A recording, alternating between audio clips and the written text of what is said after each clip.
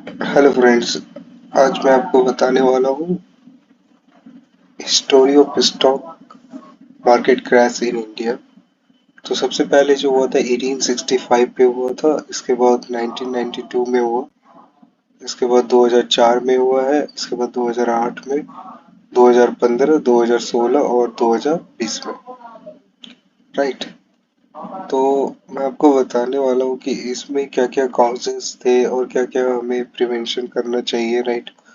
और इस क्रैशेस से क्या क्या चीज़ें सीखने को मिलता है, लाइक कैसे आप प्रोटेक्ट कर सकते हैं अपने फंड को, और लॉन्ग टर्म बेनिफिट आप कैसे बना सकते हैं।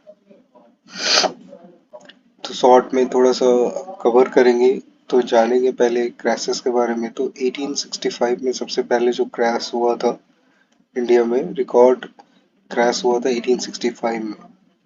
इस टाइम पे कोई भी स्टॉक एक्सचेंज नहीं था। राइट। तो कुछ गुजरात और पारसी ट्रेडर मैनुअली ट्रेड करते थे किसी भी कंपनी के स्टॉक्स के बारे में। इसके बाद crash of 1992।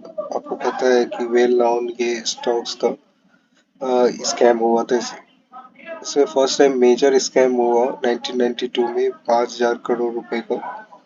Right. Mister Harshad Mehta के द्वारा हुआ गया, ये किया गया था, ऐसा मार्केट में न्यूज़ है।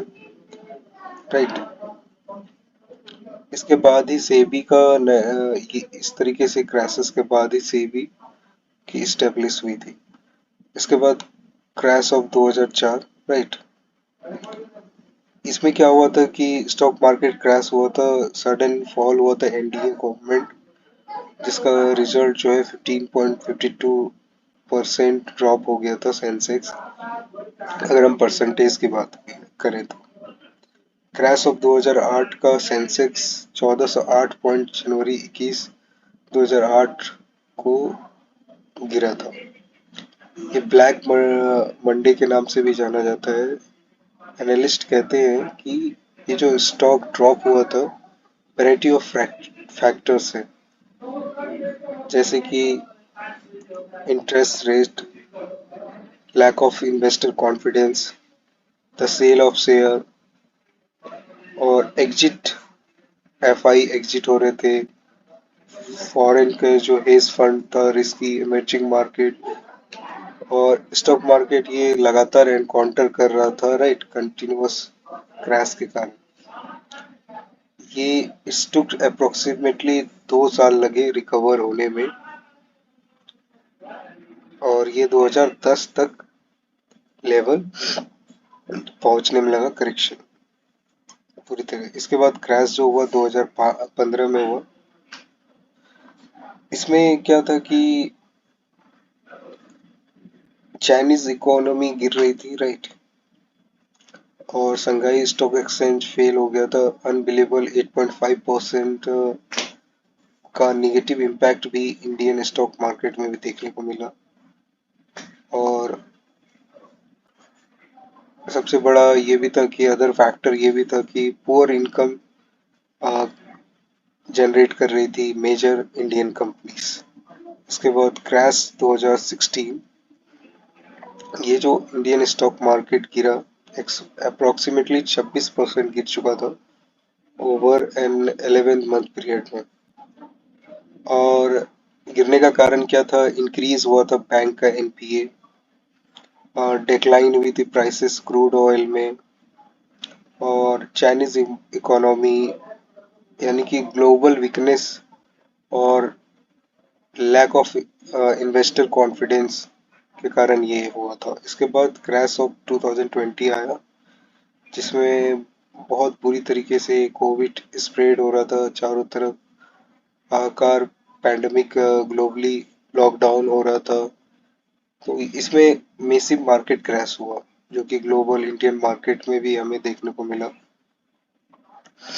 राइट। और ये सबसे वर्स्ट ड्रॉप सिंस 2009 के बाद हमें देखने को मिला 2020 में। और सेम क्राइसिस आपको यस बैंक क्राइसिस भी इसी टाइम देखने को मिला। राइट। और बैंकिंग फाइनेंशियल सेक्टर एकदम लूज हो चुका था एज ए ग्राउंड लेवल पे। तो ये सारे काउस थे प्रीवियसली जो भी मार्केट क्रैश हुआ था, और इस वजह से मार्केट भी किस किस कारणों से डाउन हुआ था।